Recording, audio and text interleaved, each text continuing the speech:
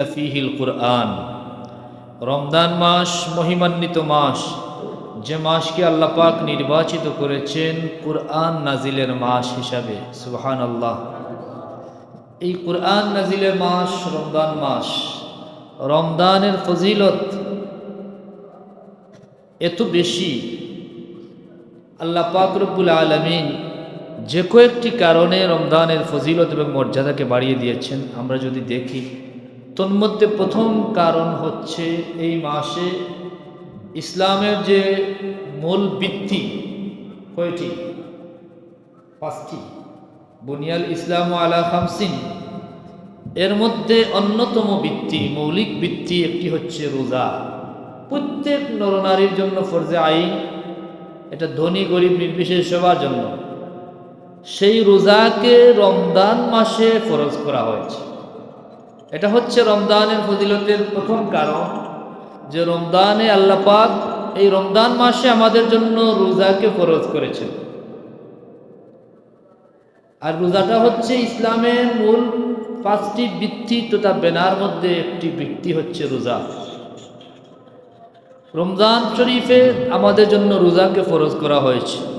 দ্বিতীয় যে কারণ হচ্ছে, আল্লাহ পাক কুরআনে ইরশাদ করেছেন রমজান মাস হচ্ছে কুরআন নাজিলের মাস। এই মাসকেই আল্লাহ পাক কুরআন নাজিলের মাস হিসাবে নির্বাচন করেছেন। সুবহানাল্লাহিল আযীম। আল্লাহ পাক কুরআনে হাকিমে ইরশাদ করেছেন, শাহরু রমাদানাল্লাযী উনজিলা ফীহিল কুরআন হুদাল লিন-নাস। আল্লাহ পাক মানুষের হেদায়েতের জন্য কুরআন নাজিল করেছেন। আর কুরআন নাজিল করেছেন সেই মাস, মহিমান্বিত মাস, যে মাসের নাম হচ্ছে রমাদান মাস। সেই মাসেই আল্লাহ পাক কুরআন নাজিল করেছেন।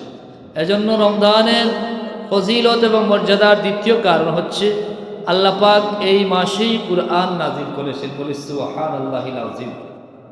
আল্লাহ পাক রব্বুল আলামিন এই মাসকে আমাদের জন্য সবচেয়ে উত্তম মাস হিসাবে দান করেছেন। সেটা হচ্ছে ইমানদারদের জন্য সবচেয়ে উত্তম মাস, কল্যাণের মাস, আনন্দের মাস।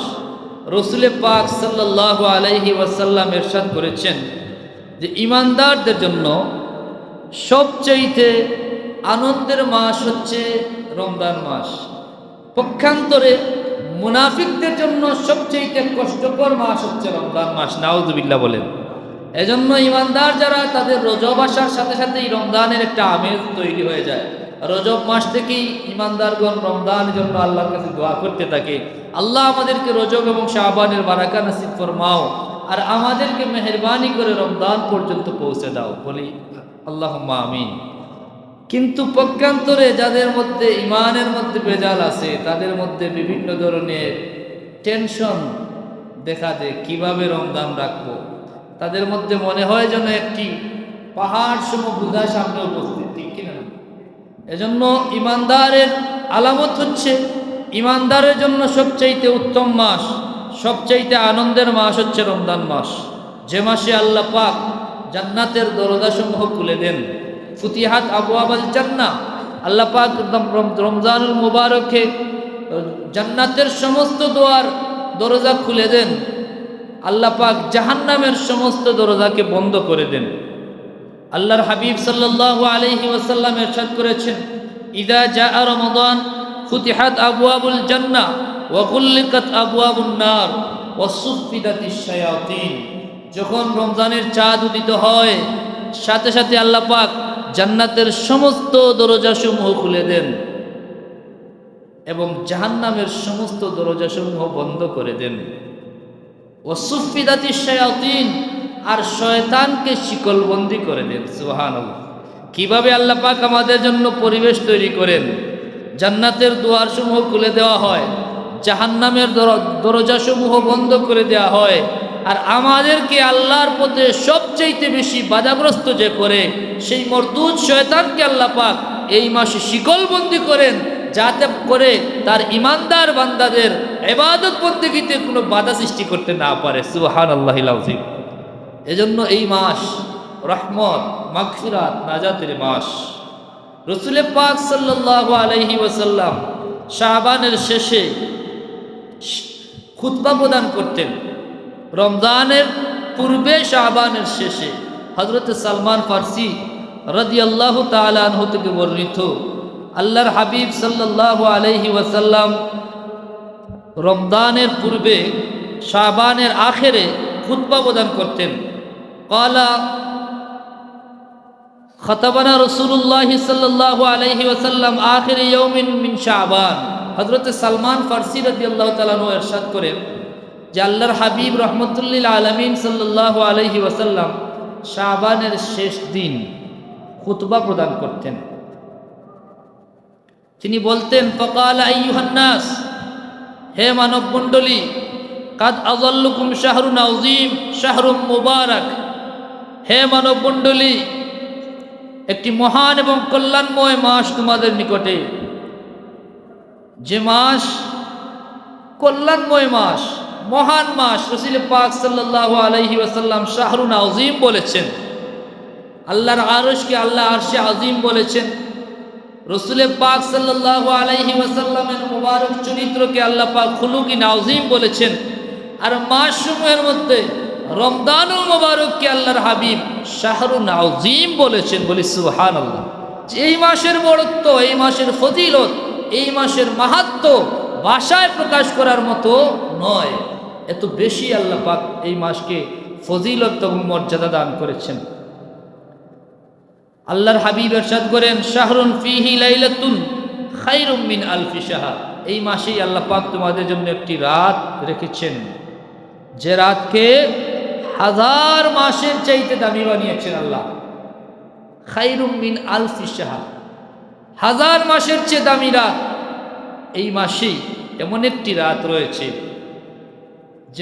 যে রাতকে আল্লাহ পাক হাজার মাসের চাইতে দামি বানিয়েছেন।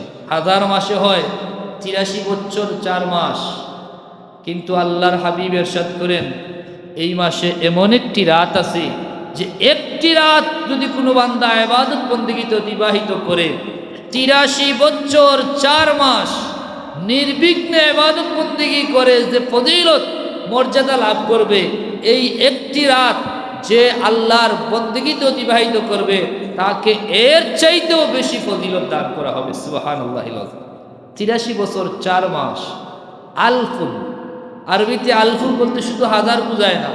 মুফাসসিরিনে কেরাম বলেন আলফুন হলো হাজার হাজার। আলফুনের সর্বনিম্ন সংখ্যা হচ্ছে হাজার, আর উপরে যে কত হাজার তা আল্লাহ ছাড়া কেউ বলতে পারবে না। সুবহানাল্লাহিল আযীম। আল্লাহ পাক আমাদেরকে সেই মুবারক রাতটি নসিব করুন, বলি আল্লাহুম্মা আমিন। আল্লাহর হাবিব ইরশাদ করেন এই মাসে তোমাদের জন্য রোজাকে ফরজ করা হয়েছে এবং রাতে তোমাদের জন্য অতিরিক্ত হিসাবে দেওয়া হয়েছে তারাবি ওয়া কিয়ামা লাইলিহি তাতাওয়া। রাসূল পাক সাল্লাল্লাহু আলাইহি ওয়াসাল্লাম বলেন যে রমজানের দিনে তোমাদের জন্য রোজাকে ফরজ করা হয়েছে, আর রাতে তোমাদের জন্য কিয়ামুল লাইলকে আল্লাহ পাক অতিরিক্ত হিসাবে দান করা হয়েছে। সুবহানাল্লাহিল আযীম। দিনের রোজা রাখার ফজিলত, মান সামা রমাদান ঈমানান ওয়া ইহতিসাবা গুফিরা লাহু মা তাকাদ্দামা মিন যামবি।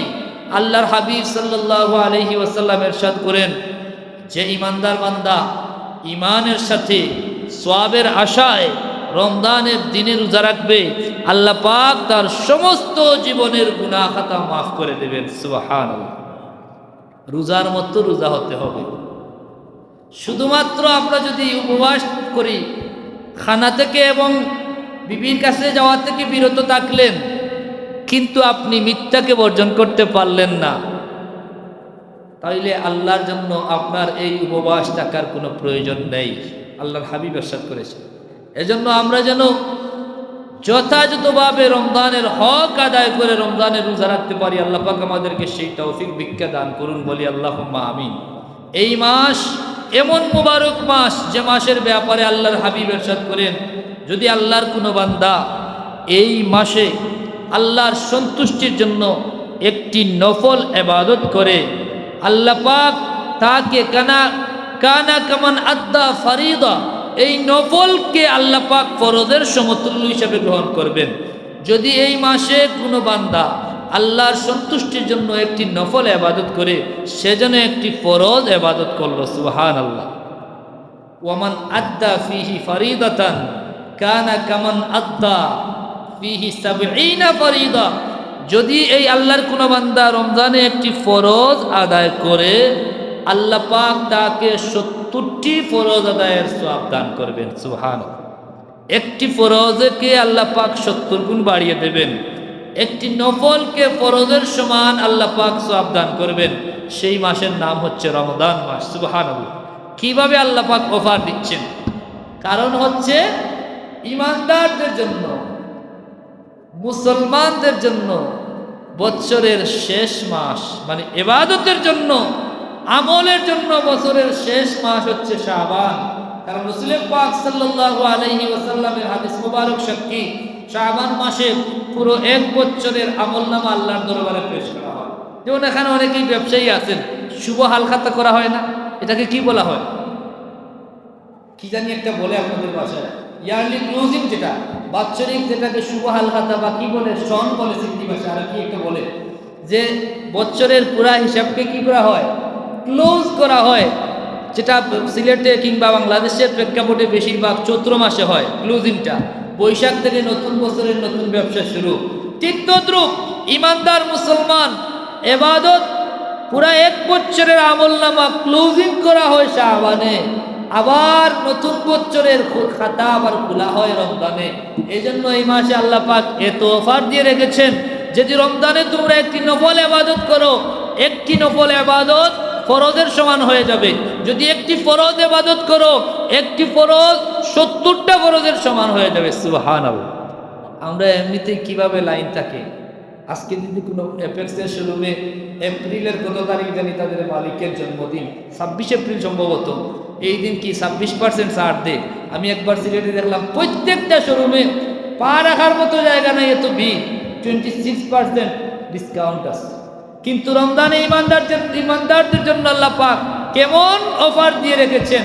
আপনি একটা ফরজ ইবাদত করবেন, 70টা ফরজের সমান হয়ে যাবে। একটি নফল ইবাদত করবেন, সেটাকে আল্লাহ ফরজের সমান গণ্য করবেন। সুবহানাল্লাহ বলবেন। তাইলে বলেন তো, এই মাসে ইবাদতের জন্য আমরা কি করব?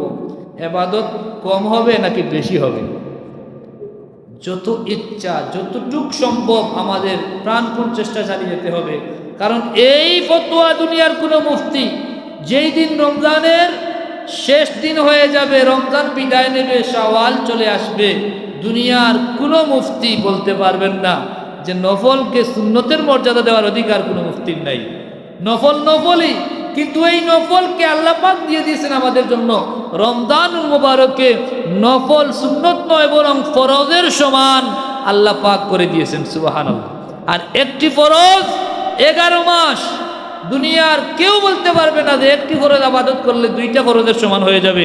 এই অফার দেওয়ার সুযোগ কোনো মানুষের নাই, কিন্তু আল্লাহর হাবিব আল্লাহর পক্ষ থেকে আমাদেরকে সুসংবাদ দিয়েছেন, রমজানুল মুবারকে যে ব্যক্তি একটি ফরজ ইবাদত করবে, ওমান আদ্দা ফিহি ফারিদা কামা কানা কামান আদ্দা ফিহি 70 ফারিদাতান আও কামা ক্বালা আলাইহিস সালাতু ওয়াস সালাম, যে ব্যক্তি রমজানে একটি ফরজ ইবাদত করবে, আল্লাহ পাক তার এই একটি ফরজকে 70 গুণ বাড়িয়ে দেবেন, 70টি ফরজের সমান সওয়াব লিপিবদ্ধ করবেন। সুবহানাল্লাহ। কেন? আল্লাহ পাক চান। আল্লাহ আমাদেরকে এত মেহেরবানি করে, এত মহব্বত করে সৃষ্টি করেছেন, আশরাফুল মাখলুকাত বানিয়েছেন, সবচেয়ে সম্মানিত সৃষ্টি অন্তর্ভুক্ত করেছেন। কিন্তু আল্লাহ পাক এই রমজানকে আমাদের জন্য সেই প্রকৃত সম্মান অর্জনের সুযোগ করে দিয়েছেন। ইন্না আকরামাকুম ইনদাল্লাহি আতকাকুম, তোমাদের মধ্যে সবচেয়ে সম্মানী হচ্ছে সে যে আল্লাহকে সবচেয়ে বেশি ভয় পায়, যার মধ্যে তাকওয়া বেশি। সুবহানাল্লাহ। আর এই তাকওয়া হাসিলের জন্যই আল্লাহ পাক এই পুরো একটি মাসকে আমাদের জন্য তাকওয়ার প্র্যাকটিক্যাল ট্রেনিং এর জন্য রোজা ফরজ করে দিয়েছেন, ইবাদতের জন্য অফার দিয়ে দিয়েছেন।